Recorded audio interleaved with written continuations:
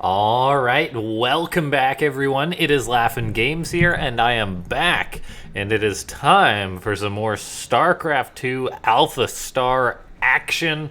Today we are going to be having AlphaStar in the top left-hand side of the map, playing Protoss. And in the bottom right-hand side of the map, we have got a Masters Terran player going to be trying to bring down the Tyrant AI that was tormenting everyone on ladder. AlphaStar already looking for a proxy barracks. You can never be too careful, I suppose. This is like a very, very early scout for a proxy barracks. Just sending out the probe right away. I know I tend to focus when I'm actually casting AlphaStar on what the players are doing. And that's because AlphaStar is usually pretty consistent. We can just close our eyes and it's going to be macroing up. It's going to be just macroing up, building its probes constantly, maybe choosing a bit of an odd composition, but I will try and pay some more attention to the little specifics that AlphaStar is doing. However, usually it is the human player who's sort of making the radical decisions, and so that's where you tend to want to keep an eye on if you're unsure what's going on in the game or you want to see what's going on in the game. AlphaStar being a bit of a jerk with its probe, shocking that SCV. Terran player sending his SCV across the map, and we take a look at AlphaStar so far. It's just going to be going for a gateway into Cybercore, the very safe expand option. However, that Nexus will get on up. And then, just the safe expand option for Protoss, as it allows you to have out a Stalker sooner than the Reaper. AlphaStar not necessarily going super gung-ho on the gas either. There we go, saturating that up. Throws up the extra gas, extra pylon, standard Protoss opening. On the flip side, that probe is still being a pain, giving the Terran some grief. Just going to be scouting out because, interestingly enough, the Terran player has actually just forfeited going for a Reaper, which is quite a radical decision to make for the Terran player, as Reapers are so important when it comes to scouting. They can be a bit tough to control. That probe does go down.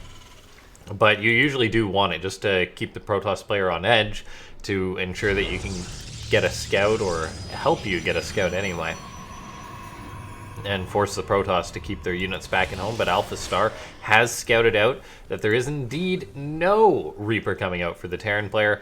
Extra supply depot going to be getting up for the Terran, but if we take a look, he's actually a little bit supply blocked here and doesn't have a full wall off, which could come to bite him in the butt, as AlphaStar is going to be moving across the map with an Adept. Another Adept is on the way, a Stargate after this. And this makes me a little bit concerned for our Terran friend, as this Adept is going to be moving up this ramp. These Marines are in position to greet her, though. They're going to start blasting away. With the high ground vision, these Marines will do all right against the Adept. She's going to get forced away. However, the Shade will complete the main base. How many SCVs are going to go down? Looks like a few already chasing down this Adept, just wanting to shut this down sooner rather than later. Fortunately for the Terran, one Adept kills SCVs slower than one Adept kills probes or drones. Also, good micro pulling away those SCVs. Loses one in total. The Adept does escape out as well for AlphaStar. Another SCV could be picked off. Run, SCV, run! Good for the Terran player to keep that alive. Not so good for AlphaStar. No wall off on the high ground, so no point even raising that depot yet for the Masters player. SCVs have to be pulled against these Adepts once again, which are dealing so much damage. AlphaStar is just going to be running away with this game, it would seem. Things are going very poorly for our Terran. It looks like there's Marines in position for the Terran. AlphaStar's Oracle's coming on in. The constant harassment of AlphaStar is giving this Terran player grief, and we are seeing the Marines going to move out, but they're completely out of position. The Oracle flies in, and this is looking very, very nasty for the Terran player. Oracle going to get some SCV kills. Currently, 9 SCVs have gone down, but the Terran's production has been really slowed down by this harassment of AlphaStar. All the while, AlphaStar getting a safety shield battery in the main, making Phoenix, getting a gateway online. We'll see if AlphaStar is going to invest in a few more gateways. But, we see Hellions running on in. The shield battery, though, definitely doing its job, preventing those Hellions from killing off really any probes. Another Adept being a pain, shading towards the Terran's natural. That is some more dead SCVs. Oracle's gonna fly back on in. This Terran player is not getting a break from AlphaStar. The Oracle is really committing on these SCVs, but it's even gonna get away again. And the Terran player just taps on out. AlphaStar, the monster, just kind of demolishes that Terran. 13 dead SCVs before the 5-minute mark. Really hurts for the Terran. And then just the third base on the way for AlphaStar, doubling the worker count of its opponent. So let's check out the next game. And here we are, ladies and gentlemen, into the next game. In the top left-hand side of the map, we have Alpha Zerg going to be taking on Diamond Player. So we'll see if this Diamond Player is able to do anything on our quest to cast every single AlphaStar game. Ladies and gentlemen, I totally forgot in the previous match to make that call to action to pump them likes up. So picking a random number in my head, how many probes is that? Let's see. Okay, 8 plus 5, that is 13 probes. So let's try and hit 13 likes. One of the probes too cool to hang out with the others. Gonna be building a gateway. But yes, let's try and hit 13 likes on this video. If you're new to the channel, subscribe if you like pro games or pro TVZ. Lately, I have cast a ton of innovation games on the channel. Just some awesome pro TVZs, which are not to miss. And then, yeah, paying attention to the game here. AlphaStar just doing the standard hatchery before pool. Sometimes AlphaStar does indeed go for earlier pools. It mixes that in sometimes, not too often. I believe it's really just one iteration that does that. Low ground wall off though, getting up for the Diamond Player. Nexus gonna be on the way. And things will continue on. The Diamond Player has scouted out, essentially just saying, oh good, you're not going for an early pool against me. The Nexus is on the way here for the Diamond Player. Drone gonna start attacking this probe. The probe will have to run away. There is the Cyber Core. There's the Nexus. Simulator getting thrown up. Double gas for the Protoss. Everything is pretty normal here. This probe hanging around could be up to no good, trying to catch AlphaStar off guard. I honestly wouldn't dislike, say, a proxy Stargate against AlphaStar. However, the second pylon is going up in the main base of the Diamond Player, so nothing cheesy coming out.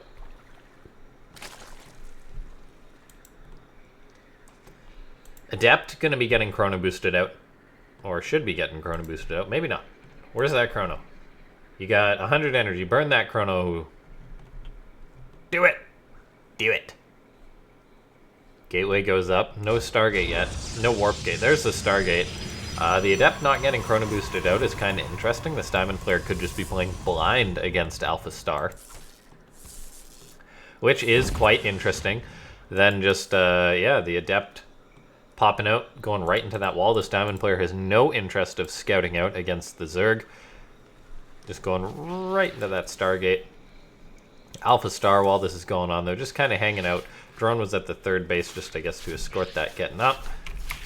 There has been the one dead probe. Was this drone the one who murdered him? Yes, it was. The drone murdered that probe in cold blood. Stalker is on the way next for the Diamond Player. This will shut down AlphaStar's potential Overlord scout. However, the Stargate is now done, but we've actually yet to see like anything getting made yet. This Diamond Player, there we go, starts up an Oracle. Lots of energy for the Chrono. You gotta be using your Chrono if you're a Protoss. This is way too much energy to have built up. This Protoss player just does not believe in Chrono, apparently. Not one Chrono Boost has been used. This is like the no Chrono Boost challenge we're seeing right now. I know sometimes it's good to bank your Chrono for like certain timing attacks, but this Protoss's economy has really been delayed. He could definitely be fully saturated by now, I feel, or at least much closer to it if he had used his Chrono Boost. But this is an example of you having to stay on top of your macro using your spells. And then, yeah, all the while, speaking of staying on top of macro, AlphaStar just saturating up. Churning out a lot of drones. This Zerg economy will quickly get out of hand for the Diamond Player if he doesn't do something soon. As, yeah, I mean, you got to be doing something to slow down a Zerg. The Oracle is going to try and do that, but there's a Queen in position, a Spore Crawler already building. How much damage can this Oracle get done? The answer is maybe a Queen. No, a second Queen comes on in, so the Oracle just has to back on out. And oh no, this is already a very poor start for the Protoss player. He's throwing up a Twilight Council, throwing up a Forge. We'll see how he's going to use these things, but man, he's maxed out on energy on his Nexus. You got to use your Chrono Boost, Diamond player. You have to use your Chrono Boost. But oh, look at this, AlphaStar already getting Burrow, which is really interesting on the Zerg side of thing. Burrow getting a Roach Warren, a Lair, a second Roach Warren. Now that's really interesting. This makes me curious what AlphaStar is going to do. Is it going to be like very quick tunneling claws and roach speed just to try and use burrowed roaches? Burrowed roaches haven't been seen much at all lately since they got their nerf. But there we go, double Roach Warren for AlphaStar, which is quite unique. A Void Ray is on the way for the Diamond player, which will help shut down roaches, of course. But so far, AlphaStar is potentially just going to run away with this game. I mean, the Diamond player is actually ahead on workers compared to AlphaStar's. AlphaStar is committing to a lot of roaches. But this is going to be a lot of roaches trying to catch its opponent off guard. I'm curious to see if AlphaStar will indeed use the burrowed roaches to try and minimize damage on those units.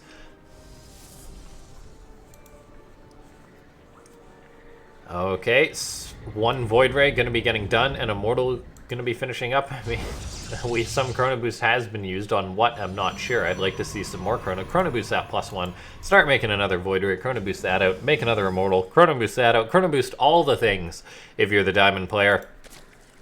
For now, though, if we take a look, AlphaStar is just going to be building up more and more roaches. Roach speed is getting up. There hasn't been any tunneling claws just yet, so that seems that AlphaStar is just forgoing that, but made 2 Roach Warrens for some interesting reason. I can't even begin to explain this one. However, let's take a look right now. The Twilight Council about to go up for the Diamond player, who's staying on 2 bases for a very long time. Very oversaturated at the natural. I mean, he's still just making more and more probes. Like 62 on 2 bases is mental. There's some Immortals, or there's a Immortal, there's some Sentries, the second Immortal coming down now, but man, AlphaStar is going to be going for the attack, and I believe in the power of a Void Ray to help defend against this. I believe in the strength of Immortals, but this is going to be a lot of roaches crossing the map for AlphaStar. Can our Diamond player hold on? The force fields have been used. The Lings do escape. That energy is going to be needed to wall these roaches out in a second here, because these roaches are coming in for the attack. Anitis is going to be the follow-up for AlphaStar. The Diamond player does end up repelling the roaches for now, though. Is AlphaStar not going to commit in here? Maybe just like, oh, there's no third base for me to kill, because the Protoss player is on 2 bases at 42 probes. Oh my gosh, that is too many probes. Void Ray going to start pushing these roaches back. AlphaStar is starting to pack Anitis, would allow the Queens to come in to help shut down the Void Rays. Is AlphaStar going to commit up this ramp? That's a risky play. Roach is going up this ramp. They're all force fielded in. This is a really good trade, I feel, for the Protoss player. Guardian Shield gets popped up. The Immortals putting out so much damage. These roaches all just getting slaughtered. A great trade for the Diamond player. I mean, that's good. I still can't help but notice how he's still just making probes. He's up to 74 probes on 2 bases. By God, that is ridiculous. Like, he needs to start at least long distance mining with these. There we go. A third base is going to be getting queued up. The one Ling will delay it. Roaches burrow for a second there. They will end up getting pushed back, even though there's no observer. AlphaStar going to start making more roaches, make some Ravagers, make some Lings. The third base has been delayed by this Ling, though, so a couple of Zealots are going to warp in to help out with this. Because, man, does this Diamond player ever need another base to get up. Because he is so oversaturated. This is like the most oversaturated I have ever seen a StarCraft 2 player.